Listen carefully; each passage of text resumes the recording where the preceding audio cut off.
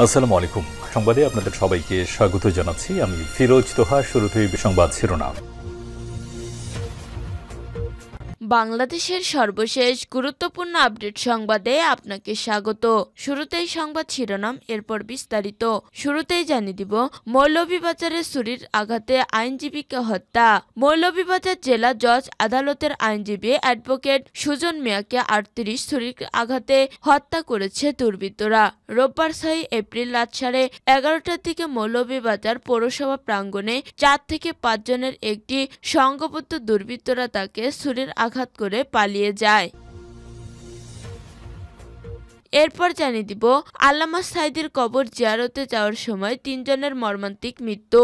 প্রয়াত জামাত নেতা আল্লামা দেলার হোসেন সাঈদীর কবর জিয়ারত করতে যাওয়ার সময় জামাত নেতাকর্মীদের বহনকারী দুটি বাসের সঙ্গে ট্রাকের সংঘর্ষে অন্তত ৩ জন নিহত হয়েছেন।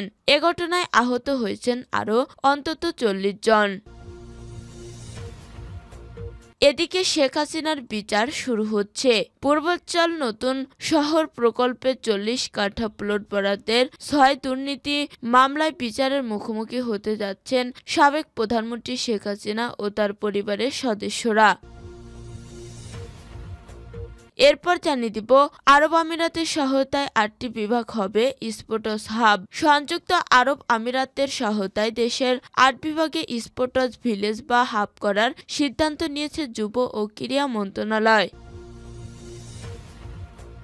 এদিকে বিএনপির ভাইস চেয়ারম্যান বরকতুল্লাহ বুলু সিসিউতে। বিএনপির ভাইস চেয়ারম্যান বরকতুল্লাহ বুলু হঠাৎ অসুস্থ হয়ে কুমিল্লা একটি প্রাইভেট হাসপাতালে সিসিউতে ভর্তি হয়েছেন। বিষয়টি নিশ্চিত করেছেন কুমিল্লা মহানগর বিএনপির সাধারণ সম্পাদক ইউসুফ মোল্লা টিপু। এবং সর্বশেষ জানিয়ে দিব, সাবেক এমপি কাজী কেরামত আলী গ্রেপ্তার। রাজবাড়ী ১ আসনের সাবেক সংসদ সদস্য এমপি কাজী কেরামত আলীকে গ্রেপ্তার করেছে গোয়েন্দা পুলিশ। রোববার ৬ এপ্রিল দিবাগত রাতে রাজধানীর মহাখালী থেকে তাকে গ্রেপ্তার করা হয়। প্রিয় দর্শক, এতক্ষণ শুনছিলেন সংবাদ শিরোনাম, এরপর বিস্তারিত। তবে তার আগে বন্ধু, জানিয়ে দিন আপনি কোন স্থান থেকে আমাদের সংবাদটি দেখছেন এবং শুনছেন। জানিয়ে দিন এই সংবাদ সম্পর্কে আপনার মূল্যবান মতামত। আর বন্ধু, আপনি যদি আমাদের চ্যানেলে নতুন হয়ে থাকেন তাহলে ভিডিওটি দেখতে দেখতে চ্যানেলটি সাবস্ক্রাইব করে রাখুন, যাতে করে আমাদের পরবর্তী সংবাদগুলো সবার আগে আপনার কাছে পৌঁছে যায়। এবারে বিস্তারিত। মৌলভীবাজারে ছুরিকাঘাতে আইনজীবীকে হত্যা। মৌলভীবাজার জেলা জজ আদালতের আইনজীবী অ্যাডভোকেট সুজন মিয়াকে ৩৮ ছুরির আঘাতে হত্যা করেছে দুর্বৃত্তরা। রোববার ৬ এপ্রিল রাত 11:30টার দিকে মৌলভীবাজার পৌরসভা প্রাঙ্গণে ৪ থেকে ৫ জনের একটি সংঘবদ্ধ দুর্বৃত্তরা তাকে ছুরির আঘাত করে পালিয়ে যায়। অ্যাডভোকেট সুজন মিয়া মৌলভীবাজার পৌর শহরের পূর্ব হিলালপুর গ্রামের বাসিন্দা। তিনি ওই এলাকার মোহাম্মদ জহিরুল ইসলামের ছেলে। পুলিশ ও স্থানীয় সূত্রে জানা যায়, রাতে মৌলভীবাজার পৌরসভা প্রাঙ্গণে ফুচকার দোকানের সামনে ছিলেন অ্যাডভোকেট সুজন মিয়া। সেখানে রাত 11:30টার দিকে ৪ থেকে ৫ জনের দুর্বৃত্ত দল তাকে ছুরির আঘাত করে পালিয়ে যায়। তবে কী কারণে তাকে হত্যা করা হয়েছে সেটি জানা যায়নি। মৌলভীবাজার জেলা বারের আইনজীবী ও সরকারি সহকারী আইনজীবী এস.এম. হাবিবুল্লাহ জানান, অ্যাডভোকেট সুজন মিয়া আমার বন্ধু। আমরা একসাথে বার কাউন্সিলের সনদ প্রাপ্ত হই। কিছুক্ষণ আগে ওনাকে দুর্বৃত্তরা ছুরির আঘাত করে হত্যা করে। পরে স্থানীয়রা তাকে উদ্ধার করে মৌলভীবাজার সদর হাসপাতালে নিয়ে আসলে কর্তব্যরত চিকিৎসক তাকে মৃত ঘোষণা করেন। তিনি বলেন, আমরা প্রশাসনের কাছে খুনিদের অতি সত্বর গ্রেপ্তারের দাবি জানাই। সোমবার মৌলভীবাজার জেলা জজ আদালতে কর্মবিরতি ঘোষণা করা হয়েছে এবং আদালত প্রাঙ্গণে সোমবার মানববন্ধন কর্মসূচি পালন করা হবে।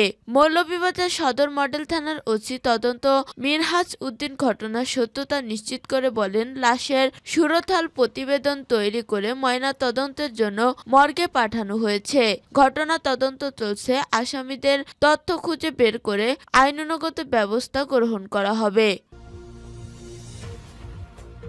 আল্লামা সাঈদীর কবর জিয়ারতে যাওয়ার সময় ৩ জনের মর্মান্তিক মৃত্যু।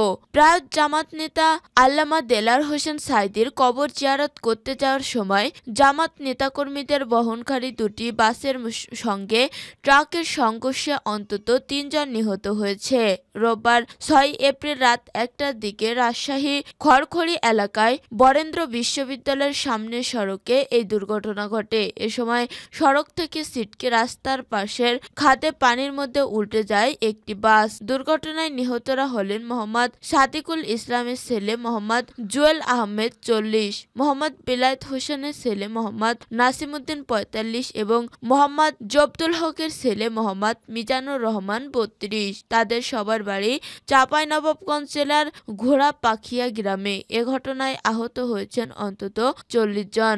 আহতদের রাজশাহী মেডিকেল কলেজ হাসপাতালে ভর্তি করা হয়েছে। প্রত্যক্ষদর্শী ও ফায়ার সার্ভিস কর্মীরা জানায়, রাজশাহী বরেন্দ্র বিশ্ববিদ্যালয়ের সামনে খড়খড়ি বাইপাস সড়কে একটি বালুবাহী ড্রাম ট্রাকের সঙ্গে পিরোজপুরগামী একটি বাসের মুখোমুখি সংঘর্ষ হয়। এতে দুর্ঘটনা কবলিত বাসটি ছিটকে রাস্তার পাশে খাদে পড়ে উল্টে যায়। এ সময় ট্রাকটিকে পিছনে থাকা আরও একটি বাস ধাক্কা দেয়। এতে দ্বিতীয় বাসটির এক পাশে দুমড়ে মুচড়ে যায়। পরে দ্রুত যাত্রীরা নেমে খাদের পাড়ে যাওয়ার সময় বাসের যাত্রীদের উদ্ধারের চেষ্টা চালায়। দুর্ঘটনার খবর পেয়ে ফায়ার সার্ভিস, পুলিশ ও স্থানীয় লোকজন গিয়ে খাদে পড়ে যাওয়া বাস থেকে আহতদের উদ্ধার করে হাসপাতালে পাঠায়। পরে হাসপাতালে চিকিৎসাধীন অবস্থায় ৩ জনের মৃত্যু হয়। তবে ফায়ার সার্ভিস কর্মীরা নিশ্চিত করেছেন যে ঘটনাস্থল থেকে তারা কোনো মরদেহ পায়নি। দুর্ঘটনার খবর পেয়ে ঘটনাস্থলে যায় রাজশাহী মহানগর জামাতের নেতৃবৃন্দ। মহানগর জামাতের সাবেক সাংগঠনিক সম্পাদক জসিমউদ্দিন সরকার জানান, দুটি বাসের প্রায় ৯০ জন যাত্রী ছিল, যাদের সবাই চাঁপাইনবাবগঞ্জ সদর উপজেলার রানীহাটি ইউনিয়ন শাখা জামাতের ইসলামীর নেতাকর্মী ও সমর্থন। প্রায় জামাত নেতা আল্লামা দেলার হোসেন সাঈদীর কবর জিয়ারতের উদ্দেশ্যে তারা পিরোজপুর যাচ্ছিলেন। শেখ হাসিনার বিচার শুরু হচ্ছে। পূর্বাঞ্চল নতুন শহর প্রকল্পে ৬০ কাঠা প্লট বরাদ্দের ৬ দুর্নীতি মামলায় বিচারের মুখোমুখি হতে যাচ্ছেন সাবেক প্রধানমন্ত্রী শেখ হাসিনা ও তার পরিবারের সদস্যরা। মামলাগুলোর তদন্ত শেষে সম্প্রতি দুর্নীতি দমন কমিশন দুদক ২৩ জনের বিরুদ্ধে চার্জশিট দাখিল করেছে। মামলাগুলো বিচারের জন্য আদালত যথাযথ প্রস্তুতি নিয়েছেন। আদালত সূত্রে জানা যায়, ক্ষমতার অপব্যবহার করে শেখ হাসিনা ও তার পরিবারের সদস্যদের ৬০ কাঠা প্লট বরাদ্দের মামলাগুলোর তদন্ত শেষ করে দুদক ১০ মার্চ আদালতে চার্জশিট দাখিল করেছে। এর মধ্যে ১০ এপ্রিল একটি, ১৩ এপ্রিল দুটি এবং ১৫ এপ্রিল ৩টি মামলার চার্জশিট আদালতে তোলা হবে। আদালত চার্জশিটে আমলে নিলেই মামলাগুলোই শেখ হাসিনা ও তার পরিবারের সদস্যদের বিচার শুরু হবে। দুদকের আইনজীবী মীর আহমেদ আলী সালমান যুগান্তরকে বলেন, তদন্তে যেসব মামলায় অভিযোগের সত্যতা পাওয়া গেছে সেসব মামলায় আদালতে চার্জশিট দাখিল করা হয়েছে। তারপর আদালত তা গ্রহণ করলে আসামি পলাতক থাকলেও তার বিরুদ্ধে গ্রেপ্তারি পরোয়ানা জারি করা হবে। আসামিকে গ্রেপ্তার করা গেল কিনা পরবর্তী সময়ে এই সংক্রান্ত প্রতিবেদন আদালতে দাখিল করবে পুলিশ। এরপর আদালত চার্জশিট গ্রহণ করবে আর চার্জশিট গ্রহণের মাধ্যমে আনুষ্ঠানিকভাবে মামলার বিচার কার্যক্রম শুরু হবে। দুদকের আইনজীবী মীর আহমেদ আলী সালাম যুগান্তরকে বলেন, তদন্তে যেসব মামলার অভিযোগের সত্যতা পাওয়া গেছে সেসব মামলায় আদালতে চার্জশিট দাখিল করা হয়েছে। এরপর আদালত তা গ্রহণ করলে আসামি পলাতক থাকলেও তার বিরুদ্ধে গ্রেপ্তারি পরোয়ানা জারি করা হবে। আসামিকে গ্রেপ্তার করা গেল কিনা পরবর্তী সময়ে এ সংক্রান্ত প্রতিবেদন আদালতে দাখিল করবে পুলিশ। এরপর আদালত চার্জশিট গ্রহণ করবেন আর চার্জশিট গ্রহণের মাধ্যমে আনুষ্ঠানিকভাবে মামলার বিচার কার্যক্রম শুরু হবে। আরব আমিরাতের সহায়তায় ৮ বিভাগে হবে স্পোর্টস হাব। সংযুক্ত আরব আমিরাতের সহায়তায় দেশের ৮ বিভাগে স্পোর্টস ভিলেজ বা হাব করার সিদ্ধান্ত নিয়েছে যুব ও ক্রীড়া মন্ত্রণালয়। রোববার ৬ এপ্রিল জাতীয় ও আন্তর্জাতিক ক্রীড়া দিবস উপলক্ষে সুবিধাবঞ্চিত শিশুদের নিয়ে জাতীয় স্টেডিয়ামে ফুটবল টুর্নামেন্টের পুরস্কার প্রদানের পর উপস্থিত সাংবাদিকদের একথা জানান যুব ও ক্রীড়া উপদেষ্টা আসিফ মাহমুদ সজীব ভূঁইয়া। আসিফ মাহমুদ সজীব ভূঁইয়া বলেন, আমরা প্রথম থেকেই ভেবেছিলাম সেন্ট্রাল জায়গা থাকা দরকার স্পোর্টস ভিলেজের মতো। এটি বিভিন্ন দেশে দেখেছি যে দেশগুলো স্পোর্টসে ভালো করছে। চীনে এমনটা আছে। প্রাথমিকভাবে চীনের সাথে আলোচনা চলছিল। প্রধান উপদেষ্টা ডক্টর মোহাম্মদ ইউনূস স্যারকে এই বিষয়টা জানিয়েছিলাম। কিছুদিন আগে স্যার যখন আরব আমিরাতে গিয়েছিলেন তখন এ বিষয় নিয়ে আলোচনা করেন। সংযুক্ত আরব আমিরাত সরকার আমাদের আর্থিক সহায়তা করার ব্যাপারে একমত হয়েছেন। আরব আমিরাতের সহায়তায় দেশের ৮ বিভাগে হবে স্পোর্টস হাবের কাজ আগামী অর্থ বছরেই শুরু করার ব্যাপারে আশাবাদী তিনি। আমরা যেহেতু ক্রীড়া বিকেন্দ্রীকরণের প্রকল্প গ্রহণ করেছি, এজন্য ৮টি বিভাগে ৮টি স্পোর্টস করার হাব সিদ্ধান্ত হয়েছে। এখন মন্ত্রণালয়ে কাজ চলছে। মন্ত্রণালয় আরো বিস্তারিত পরিকল্পনা করে আমাদের কি পরিমাণ আর্থিক সহায়তা লাগবে সেটা জানাবেন। আশা করছি আগামী অর্থ বছরে কাজ শুরু করতে পারব।